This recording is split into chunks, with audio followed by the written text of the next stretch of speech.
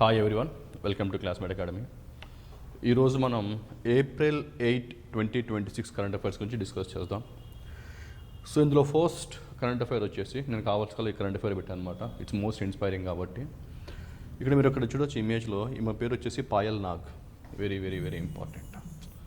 ఎందుకు Payal Nag very important అంటే she is the first క్వాడ్రబుల్ యాంప్యూటీ, అంటే ఇప్పుడు చేతులు లేవు కాళ్ళు లేవు అనమాట.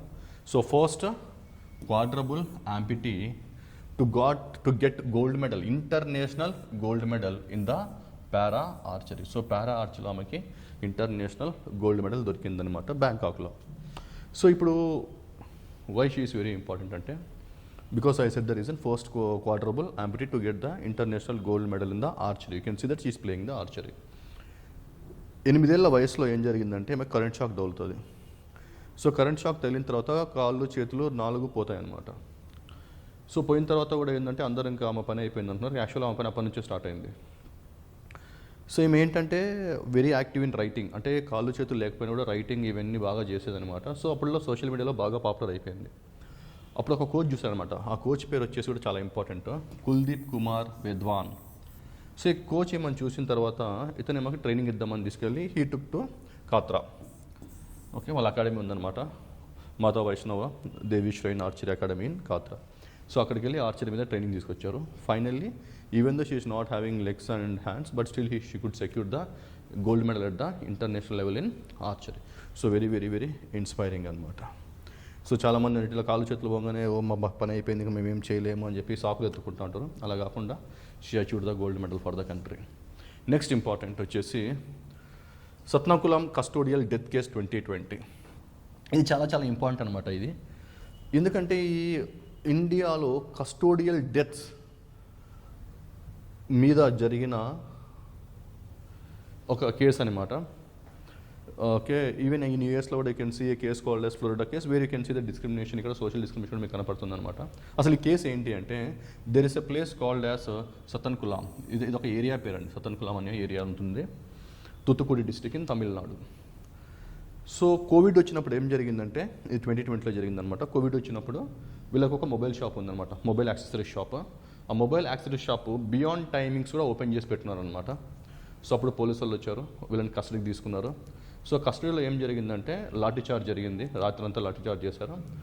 ఆ తర్వాత జూన్ 22, 2020లో first both father and son ఇద్దరిని అరెస్ట్ చేస్తారనమాట. సో ఫస్ట్ జయరాజ్ అనమాట. సో ఇతను చనిపోతాడు ఫస్ట్. తర్వాత వాళ్ళ కొడుకు వచ్చేసి బెన్నిక్స్, ఇతను నెక్స్ట్ డే చనిపోతాడు. అంటే ఇతను జూన్ 22, 2020లో చనిపోతే next day June 23, 2020 obviously Bennix కూడా చనిపోతాడు అనమాట. ఇద్దరు చనిపోగానే సోషల్ మీడియాలో పెద్ద దుమారం రేగుతుంది అనమాట.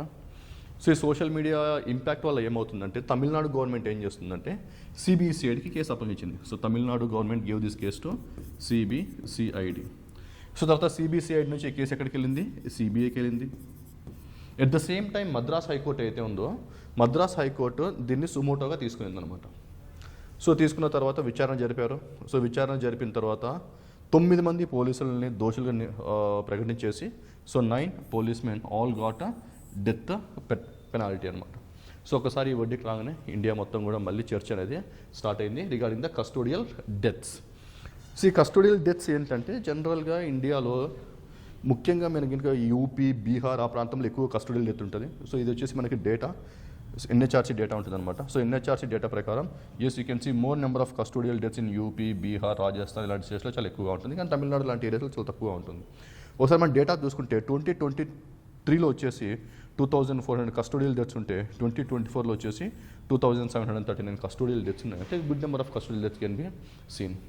So generally whenever there is a custodial death, it's obviously violation of Article 20, 21 and 22, right to life. That is Article 21 which is also violated.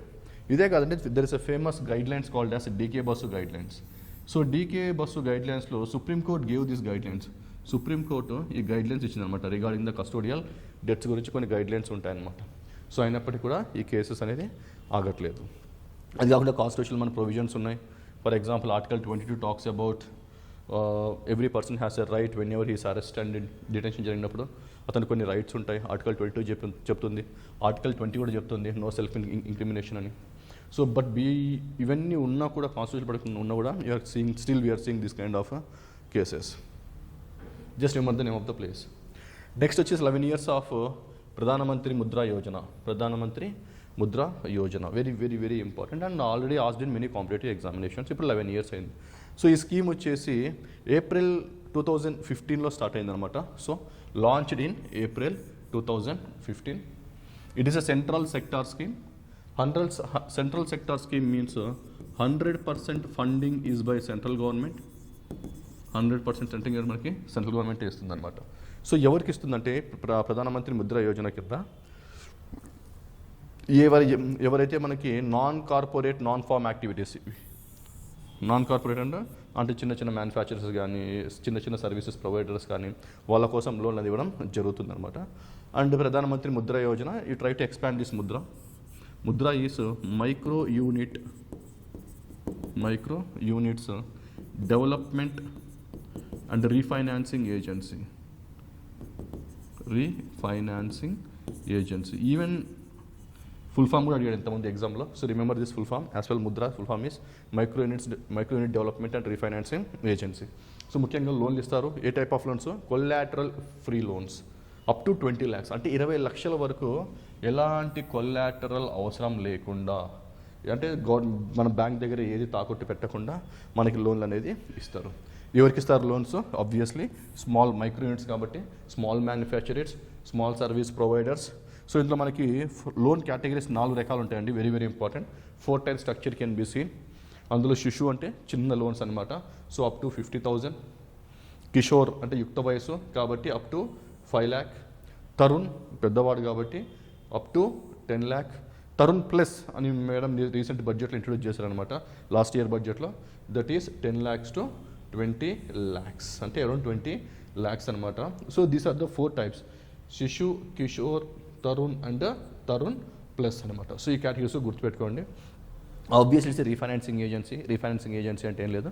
First they try to give the loans. Banks loans ఇస్తారనమాట. బ్యాంక్స్కి yes, SIBD is going to refinance it as well, because Mudra is a subsidiary of a Small Industries Development Bank of India.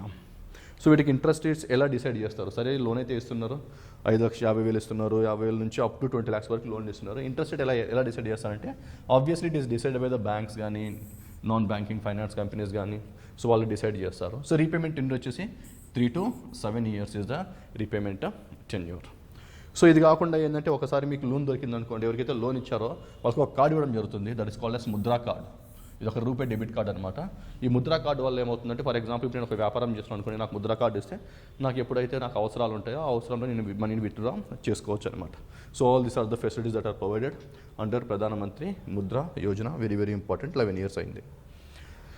Next one, mission Mitra. Very very very important again. What is mission Mitra? So Mitra, if you expand Mitra, mapping of interoperable trades and response assessment. అంటే India ఇప్పుడు గగన్యాన్ మిషన్కి India ready అవుతుందన్నమాట. So Gaganyaan మిషన్కి ready అవుతున్నప్పుడు అక్కడ ఉన్న conditions తెలుసుకోవడానికి, for example ఒక ఆస్ట్రోనాట్ స్పేస్లో ఉన్నప్పుడు ఎలాంటి కండిషన్స్కి, maybe with respect to temperature అవ్వచ్చు, ప్రెషర్ అవ్వచ్చు, లేకపోతే other conditions around that particular person. So ఆ కండిషన్స్ని గవర్నమెంట్ని అసెస్ చేస్తారనమాట. So that is nothing but your mission Mitra. So ISRO is launched this mission Mitra mainly to study the astronomical performance under extreme conditions for Gaganyaan. That's what I said. So Gaganyaan కోసం extreme conditions ఉంటాయి అనమాట. For example ఇది వచ్చేసి లడాఖ్లో చేస్తున్నారు అనమాట. So why only Ladakh? That is Leh in Ladakh. Leh ఎందుకంటే at the height of 3,500 meters altitude ఉంటారు. అంత హైట్లో ఉన్నట్టు ఆబ్వియస్లీ ఆక్సిజన్ తక్కువ ఉంటుంది. You can see hypoxia can be seen, low oxygen levels. So low oxygen లెవెల్స్లో బాడీ ఎలా రెస్పాండ్ అవుతుంది, number 1. Number 2, extreme cold under extreme pressure, how your body is going to react. So that is going to study under mission Mitra for Gaganyaan mission as well. Next, Poshan Pakwada. Very very important, Poshan Pakwada. So actually this Poshan Pakwada is a nutritional awareness week anamata. So they are going to celebrate from 9 to 23rd April. So that is a nutritional awareness week. Particularly they are going to create awareness regarding the nutritional status in women and children. ఇక్కడ మీరు చూడొచ్చు, women and children both ఇద్దరులో అనమాట. So it's a 15-day awareness campaign mainly to promote nutritional outcomes among both children and women as well. That is the main objective. Obviously we are having a scheme called as Poshan Abhiyan. So this particular awareness week is going to held under Poshan Abhiyan as well. So obviously in this they are going to create awareness. So focus on the maternal nutrition, breastfeeding, obviously early stimulation. ఎందుకంటే so it is very important for a child. The first 6 years of the child is very very important, particularly regarding the growth of a brain. So వాళ్ళకి ఎలాంటి nutrition ఇచ్చాలి, proteins కానివ్వండి, లేకపోతే iodine కానీ, which is very very important. So అవన్నీ అందించాలన్నమాట. Theme very very important, maximizing the brain development in the first 6 years of life. That's what I said. So that is the main aim of these nutritional schemes in case of children as well.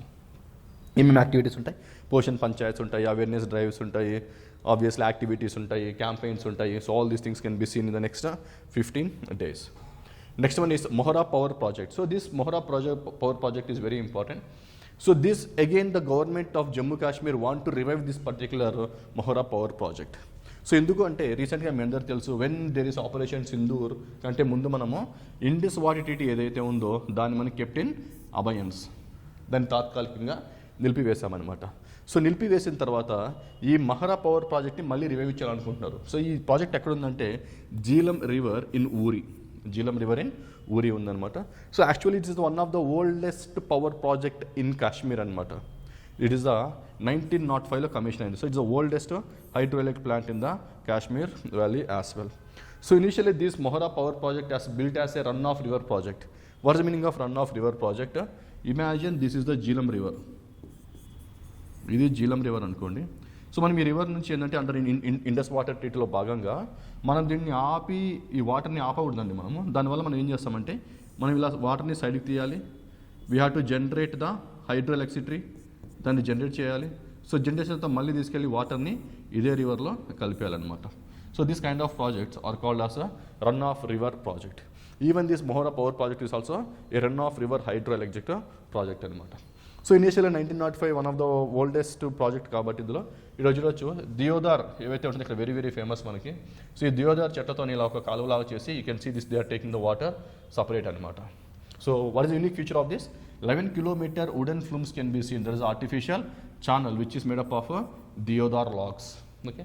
So this about your Mohara Power project. Again, the government want to revive this particular project anamata. Next one is RBI Monetary Policy Committee meeting jarigindi April 2026. April 8, 6 to 8 meeting jarigindi, 2 days meeting jarigindi. So then outcome enti? First of all, what is the meaning of RBI Monetary Policy Committee? So remember, RBI Monetary Policy Committee is a statutory body, very very very important. Statutory body. This statutory body which was formed under the RBI Act. So later this RBI Act was amended in the year 2016 and finally created a Monetary Policy Committee. The main aim of the Monetary Policy Committee is two important targets anamata. The first one is to control inflation, and based upon that, yes, they are going to decide the interest rates. Interest rates decide చేస్తారు. That mainly helps in the economic growth of the country. Simple. Economic growth. So it is a duty of the MPC to control inflation, and they are going to decide the interest rates as well, like repo rate, reverse repo rate, okay, తర్వాత మనకి marginal standing facility, అలా ఈ rates అని కూడా వీళ్ళే decide చేస్తారనమాట. So ఇప్పుడు ఏంటంటే అవుట్కమ్ ఏంటి అంటే, సో ఈ ఒకసారి మీటింగ్ అయిపోయిన తర్వాత మన శక్తిగత దాస్ తన పాత అతను, సో మళ్ళీ ఏంటంటే ఇప్పుడు మనకి they said that they are not going to change any interest rate ఏమీ మార్చట్లేదు. For example still you can see the repo rate is still 5.25% ఉంది రెపో రేటు. అలానే మీరు స్టాండర్డ్ డిపాజిట్ ఫెసిలిటీ ఇస్తే 5 ఉంది, మార్జినల్ స్టాండింగ్ ఫెసిలిటీ ఇస్తే 5.5 ఉంది. Obviously policy stance is what neutral. So not they are not going for any calibrated tightening. అలా అంటే next time it means that neutral అంటే even next monetary policy committee మీటింగ్లో కూడా either they are not going to increase the interest rate nor the decreasing the interest rate. Not only that, in this meeting they said that our GDP will be around 7.6 for 2025 and they're expecting around 6.9% due to war and energy situation కూడా అలా ఉంది కాబట్టి. So మొత్తం composition చూసుకుంటే మొత్తం 6 మంది ఉంటారు ఇందులో. అందులో 3 వచ్చేసి RBI నుంచి ఉంటారు, వెరీ వెరీ ఇంపార్టెంట్. మిగతా 3 వచ్చేసి సెంట్రల్ గవర్నమెంట్ తరఫు నుంచి ఉంటారనమాట. ఓకే, వీళ్ళ టెన్యూర్ వచ్చేసి 4 years ఉంటుంది. The tenure is 4 years will be their tenure as well. So this about your Monetary Policy Committee meeting. Next one, in India draft rules on tar balls. What are these tar balls? First of all, tar balls ante ento chuddam osari. Tar balls అంటే ఇప్పుడు మీరు చూడొచ్చు ఇక్కడ ship ఉంది ఇక్కడ. So ఈ షిప్లోంచి మనకి ఏమవుతుందంటే ఒక్కోసారి ఆయిల్ స్పిల్ జరుగుతుందన్నమాట. So you can see what oil spill జరుగుతుంది, పర్టికులర్గా క్రూడ్ ఆయిల్ అవన్నీ క్యారీ చేసేటప్పుడు ఆయిల్ స్పిల్ ఉంటుంది అనమాట. So when this oil spill undergoes, దీంట్లో ఆయిల్ స్పిల్లో మనకి ఏముంటాయి, చాలా వాలటైల్ కాంపౌండ్స్ ఉంటాయి. So these volatile compounds undergoes evaporation. So these volatile compounds undergoes evaporation. Once it undergoes evaporation, now you left with ఏవైతే evaporation అయితే whatever the residue ఉందనుకోండి మీకు, this residue is going to mix with the sand. అది మనకి శాండ్తో కూడా కలిసిపోతుంది. So ఇదే కాకుండా ప్లస్ అదర్ డెబ్రీ, ఏదైతే ఓషన్ డెబ్రీ ఉంటుందో ఆ డెబ్రీస్తో కూడా ఇది మనకి కలిసిపోతుంది అనమాట. సో కలిసిపోయి మనకి ఒక బాల్ లాగా ఫామ్ అవుతుంది, నల్లగా మీరు అలా చూడొచ్చు, ఇలా నల్లగా బాల్స్ లాగా ఫామ్ అవుతుంది. వీటిని మనం ఏమంటామంటే టార్ బాల్స్ అంటాం అనమాట. సో రీసెంట్గా ministry of environment, forest and climate change, they brought some kind of rules mainly to contain or to stop the coastal pollution. అయితే మనకి కోస్టల్ వాటర్స్ ఉన్నాయో స్కాట్ వాటర్స్, ఈ ఏరియాలో మనకి టార్ బాల్స్ ఫామ్ కాకుండా, పొల్యూషన్ అవ్వకుండా, so we're having some rules అనమాట. So that is a context. So oil spills, ship discharges, pipe leakages, so where you can see the formation of tar balls as well. So obviously we have to protect our coastal area. So for that we are having a leading surveillance agency that is called as National Oil Spill Disaster Contingency Plan. So this plan also can be seen, which is monitored by Indian Coast Guard. So Indian Coast Guard is going to monitor that as well. Next one, My Village Healthy Village Initiative. So during the world health day మనకి ఏదో WHO formation ఉంది కదా, WHO form అయినప్పుడు మనకి world health జరుపుకున్నాం కదా, ఆ రోజు మహారాష్ట్ర గవర్నమెంట్ ఏంటంటే మై విలేజ్ హెల్తీ విలేజ్ అనే ఒక ఇనిషియేటివ్ని స్టార్ట్ చేసింది అనమాట. Obviously it's also an awareness campaign. So regarding the maintenance of the health, sanitation, drinking water, nutrition, వాటి మీద అవేర్నెస్ అనేది ప్రొవైడ్ చేస్తారనమాట. Okay, so this about our 8th April current affairs. In the next class we are going to discuss some other current affairs. Thank you.